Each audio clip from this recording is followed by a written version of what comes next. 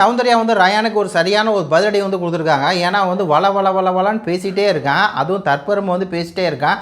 தான் பெரிய பருப்பு அப்படிங்கிற மாதிரி பேசிகிட்டே இருக்கான். அதுக்கு சௌந்தர்யா சொல்கிறாங்க, வாயில் வந்து ஏதாவது போட்டு விடுங்க அப்படிங்கிற அளவுக்கு என்னென்னா அவங்களே டென்ஷன் ஆகிறாங்க.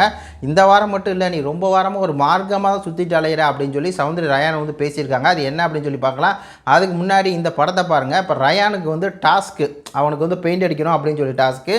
மஞ்சரி தான் வந்து ஃபோன் எடுக்கிறாங்க. ஃபோன் எடுத்து இந்த மஞ்சரி என்ன பண்ணுது அப்படின்னா, ரயானை வந்து மாட்டி விடணும், அவனுக்கு வந்து 2 பாயிண்ட் கொடுக்குறேன்னு சொன்னால் கூட தலையில் வந்து பெயிண்ட் அடிக்க வைப்பாங்க, அவன் வந்து அடிப்பான், அப்படி அடிக்கலை அப்படின்னா அவன் வந்து அடிக்க முடியாது, அவன் வந்து அசிங்கமாவான், ஏதோ ஒன்று தான் அது வந்து ஒரு பிளான் தான் பண்ணுது, ஸ்கெட்ச் தான் போடுது.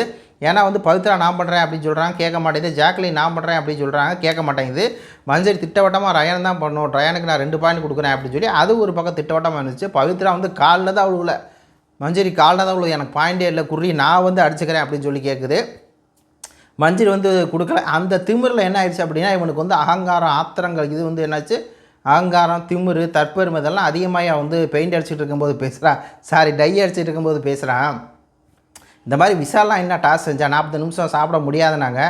அதே மாதிரி இப்போது இவங்கெல்லாம் வந்து நான் வந்து இது அடுக்குனேன் அப்போல்லாம் எல்லாம் முடியாதுனாங்க.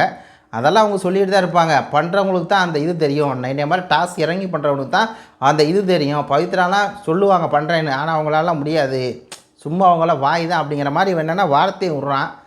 அதுக்கு பவித்ரா வந்து என்னடா அப்படிங்கிற மாதிரி அவங்களாம் சாக்காராங்க. அப்போ மஞ்சரி வந்து இப்படிலாம் பேசாதரா, யாகாவராயின் நாகாக்கர் சோகாப்பு சொல்லிருக்கப்பட்டுறா, அடக்கம் அமர் உயிர்த்தி விடுமுடா, கொஞ்சம் அடங்கிடுறா அப்படிங்கிற மாதிரி சொல்கிறாங்க. அதுக்கு வந்து அவன் சொல்கிறான், இந்த வாரம் நான் கொஞ்சம் வாய் பேசணும், கொஞ்சம் ஏதோ எனக்கு ஒரு மாதிரி ஆயிடுச்சு அப்படிங்கிறது தான் சௌந்தர்யா சொல்கிறாங்க. இந்த வாரம் மட்டும் இல்லை, நீ பல வாரங்களாக ஒரு மார்க்கமாக தானே சுற்றிட்டு இருக்க, வாயில் ஏதாவது போட்டு விடுங்க, அவன் பேசுகிறது வந்து கேட்க முடியல, வளன்னு பேசினான் அப்படிங்கிற மாதிரி சௌந்தர்யா வந்து சொல்கிறாங்க. என்னென்னா இவனுக்கு கொஞ்சம் தற்பெருமை ஆயிடுச்சு.